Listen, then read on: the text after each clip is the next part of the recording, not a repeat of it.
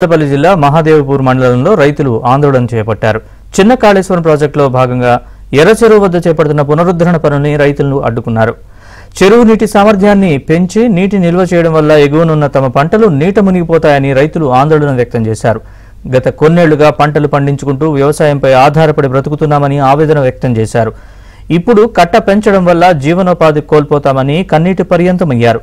ప్రభుత్వం వెంటనే స్పందించి తమకు నష్టపరిహారం ఇవ్వాలని డిమాండ్ చేశారు.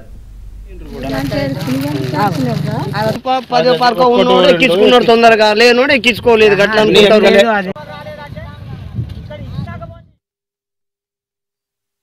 మేము పోతేనే మాకు కైకిలి ఆ పొలాలు చేసుకుంటున్నాయినా రోజు కైకిళ్ళకే పోతాం మేము.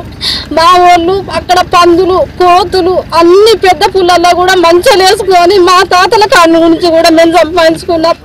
దాని మీద ఆధారపడి మేము అందరం ఉంటే ఈ రోజు నాడు ఈ పొలాలన్నీ పోతాయి అని మొత్తం కట్టబోతే మాకే ఆధారం లేకుండా రేపు పెట్టుకుంటాను. దండం పెడితే మాకు ఏం చేస్తారు?